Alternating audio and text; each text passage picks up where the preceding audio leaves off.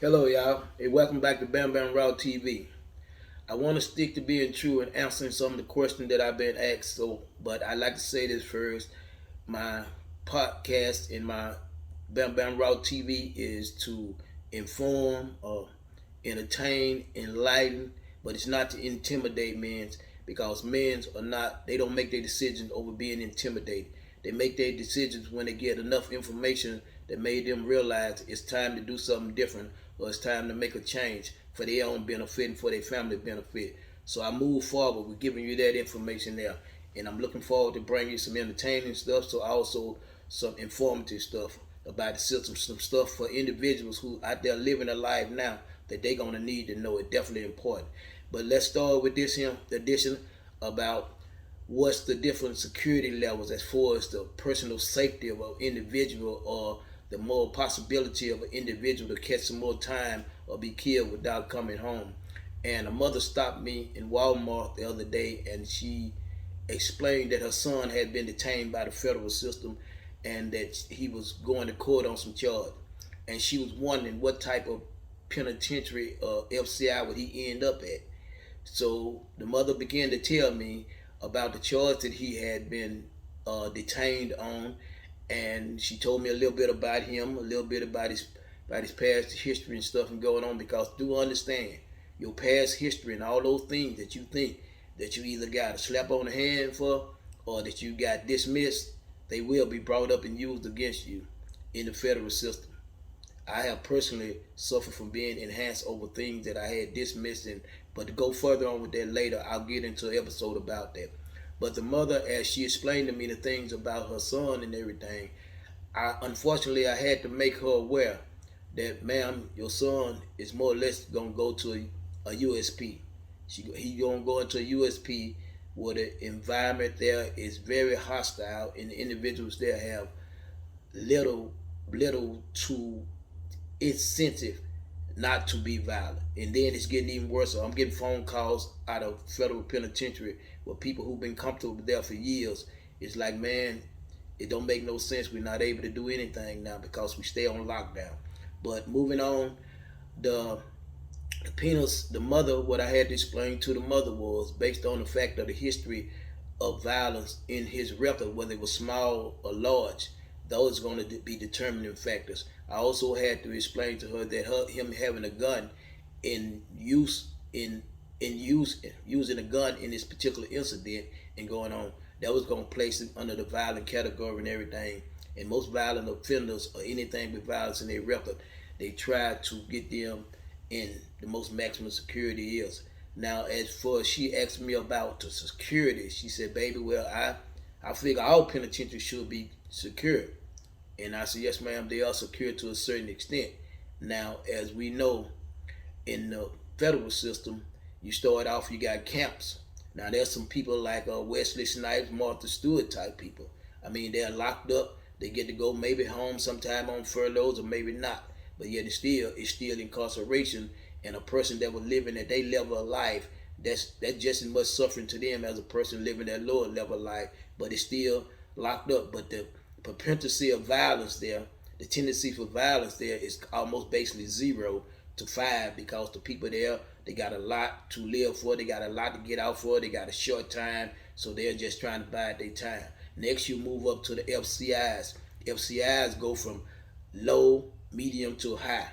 And in different levels of those, it's based on how near you have, how much time you have, how near you may have had to go to the door, how you kept have a long time, but you have maintained good conduct for a certain amount of time, that they'll drop you down to FCI from a USP.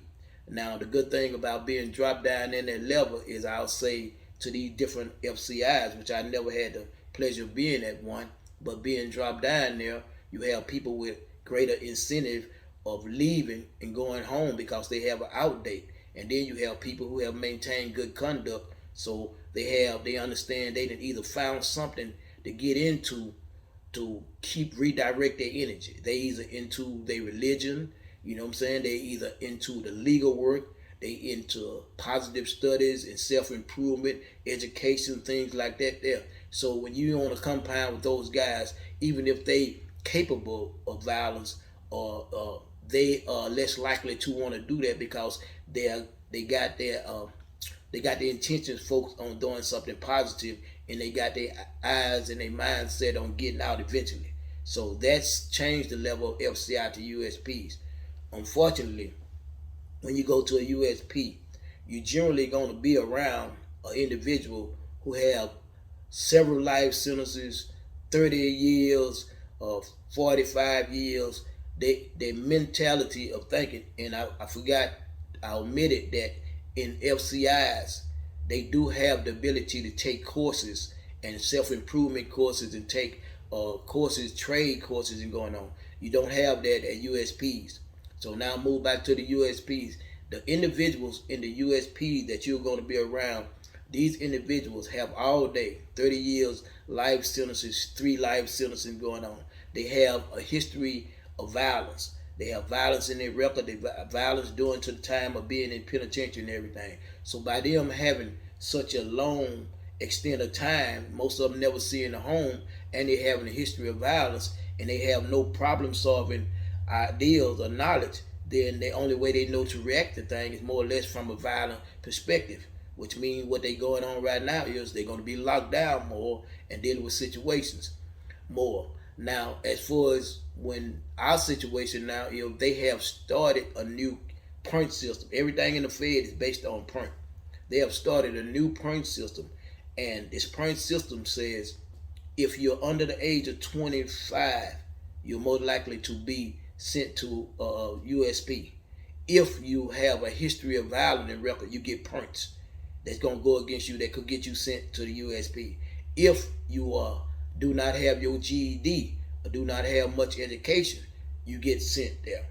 You see what I'm saying? So if you got, again, history of any kind of violence in the past of your record, not just the violence pertaining to your charge, you get points for that. When all these points add up against you, you're going to sit there and realize that not only you, but you're going to be surrounded by young individuals with a lot of violence in their record, that use violence in the act, do not have good problem solving situations or attitude, but also is low in education. And unfortunately, that's a volatile environment. And in that environment, you're going to have more lockdowns, which dudes are complaining and calling me and talking about. They stay on lockdown so much now that they don't get a good run to do nothing. They don't get a good run to have fun. They don't get to do run to go out there and exercise. Not that it's fun, but it's something to take your mind off of the fact that you're never going home. So by this here, these are the type of individuals that's going to be down there until some of the mindset get changed. And the reason I warn you of this here is because everything now is pretty much done with a gun. Everything now is the Fed has come in and they have started taking cases because the state feel like they can't handle these individuals. So now they're taking more cases. Now I like to go back to show you where when I got locked up in 94 and sentenced in 95, the federal system at that time had 4 USP penitentiaries, 1 Supermax and a Supermax Adjourney, Supermax Marion. They had about 20 FCIs. Now, as when I left the penitentiary almost 2 years ago, when I left the federal penitentiary almost 2 years ago, they had 13 USPs. They had 63 to 65 FCIs. So all these penitentiaries are being built, and FCIs are being built for a reason, because they're expanding their reach, and they start reaching in these neighborhoods, and they start reaching to take control of this crime that the people seem to not be able to take care of in their own city, in their own state. So therefore, the chances of you going to the federal penitentiary is even greater now. And in dealing with these situations and understanding that when you do go to this federal penitentiary, that you're more likely to go to a USP. And the way that you come in can determine whether you end up catching a life sentence, whether you end up catching more time, who you associate yourself with, and the different things you do. Right now, if I'm close enough to being right, I think the federal penitentiary has about 160,000 inmates in there, and each compound in the USPs, I think they hold about 1,100 people per inmate, per compound. At least the one that I was on at the few times that I was on though. And this the thing about when you going and knowing that you're going into the federal system and knowing that you're around people who don't have an out date, who do not mind causing you to lose your out date and have nothing to lose if they end up killing you and catch another life sentence on top of another life sentence. You don't go in these situations, and I don't say this here for you to go in these situations with fear or with misunderstanding, but I want you to go in these situations unlike me. I went in this situation angry. I was hurt. I was angry over some of the things that happened within my trial and with the situation with my big brother had testified against me for 3 days in a 33-day trial. So I was going through a lot of things, and those worked against me because the way you come in is the way you gonna end up. And I came in there in anger, and when I came there, I was getting into a lot of things. Nobody had gave me no one-on-one federal system, so I didn't know what to stay away from or what to be a part of. And I can tell you, and I will tell you many stories of a man have come in with 10 years and 15 years and caught a life sentence, and they've been trapped in the situation. I can also tell you men who come in with 10 years and got killed and never did make it home. So the thing is, your association in the way that you go in there, in the way that you occupy yourself, in the way that you start off is going to determine how you end up. Basically, it have a big factor on that. When you go in there, you're going to find you something to occupy your time, whether it's into your religion, into your self-improvement studies, into your exercise, your health, anything. Find something to direct your mind on. But for the families out there, that we have these people who, that when you go to jail, whether it's your husband, your brother, your cousin, your nephew, your son, whoever, they gonna need your support and they gonna need your encouragement. So I also assist and try to help them to find things to get into, find things to do on a positive level, and keep them encouraged. Because that's very, very important. Because if you go in there and you got an angry mindset and angry at the world for the fact, as me, I was angry over the amount of time I had got. I was angry over the fact that my brother testified against me, and all this anger ended up hurting me in the long run because I went in there mad, getting into anything and getting at anybody who got in my way, and that's not necessarily, it's not necessary because as we are, as established men who are we are, we'll eventually come out in the end. So we don't have to go looking for it. Our main objective should be trying to get home. I hate to have this conversation with y'all because I wish nobody to go to jail. I wish nobody to get killed if that was humanly possible. But the way the federal system is set up and the way that they are going out and the way they're going into these neighborhoods and going to these areas, it's important for your family to get the information. So they need to be able to be a help to you, and it's important for you to get the information for your loved one so they can be able to circumvent this maze, which is really made to get you locked up, get you caught up in their moral system. I'm a victim of that. My own ignorance and my own anger caused me to catch more time, caused me to be in there longer than I had to be because laws had came in effect that would have helped me get out long ago. But by me catching more time, I end up keeping myself in there. So please be mindful of this here and this information that I'm going to get to y'all. And I don't mean to be preaching to you on this subject, but I want you to understand how serious it is because unfortunately, a lot of us go into jail in our neighborhoods, in our community.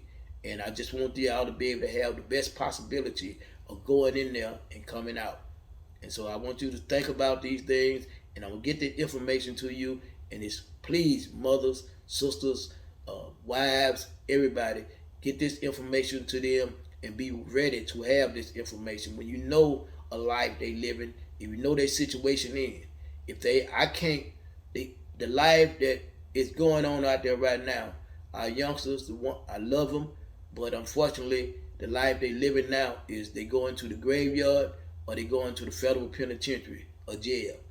I can't tell them about the afterlife. I can't tell them what's happening. I can tell them about God and Jesus, but I can't tell them what's going to happen in the afterlife for sure. But I definitely can tell them what's happening in the federal penitentiary for sure. I definitely can tell them I've been there. I haven't been to the afterlife yet. So y'all take care. I love you, and please tune in and keep continue to get people to subscribe so I can answer the questions y'all need to be answered. Love you. Take care.